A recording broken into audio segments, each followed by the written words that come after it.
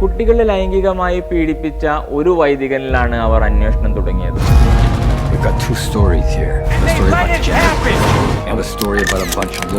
എന്നാൽ 90-ലധികം വൈദികരിലേക്ക് ഈ അന്വേഷണം വ്യാപിപ്പിക്കേണ്ടി വന്നു.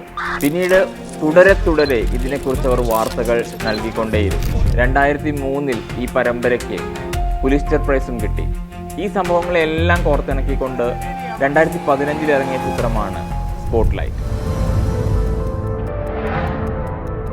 ഒരു ജേർണലിസ്റ്റ് തീർച്ചയായും കണ്ടിരിക്കേണ്ട സിനിമയാണ് spotlight.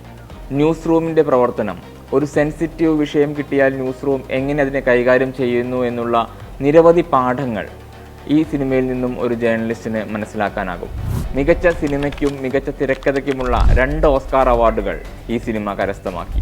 Mark Ruffalo, Michael Keaton തുടങ്ങിയ പ്രതിഭകളുടെ സാന്നിധ്യമാണ് ഈ സിനിമയുടെ മറ്റൊരു പ്രത്യേകത. വെറുതെ ഒരു സിനിമയല്ല, തീർച്ചയായിട്ടും ഉദ്വേഗം നിറയ്ക്കുന്ന ധാരാളം സന്ദർഭങ്ങൾ സിനിമയിലുണ്ട്. ഈ വാർത്തകൾ കൈകാര്യം ചെയ്ത ജേർണലിസ്റ്റുകളുടെ ആന്തരിക സംഘർഷം കൂടി സിനിമ വിഷയമാക്കുന്നുണ്ട്. ഇതിലൊരു കഥാപാത്രത്തിന് പള്ളിയിലേക്ക് പോകാൻ തന്നെ പേടിയാവുകയാണ്. മറ്റൊരു കഥാപാത്രം തൻ്റെ മക്കളോട് ഒരു വൈദികനെ കാണുമ്പോൾ മാറി നടക്കണമെന്ന് ഉപദേശിക്കുകയാണ്. ഇത്തരത്തിൽ ധാരാളം സന്ദർഭങ്ങൾ ഈ സിനിമയിലുണ്ട്. ഈ സിനിമ കാണാത്തവർ തീർച്ചയായും കാണുക.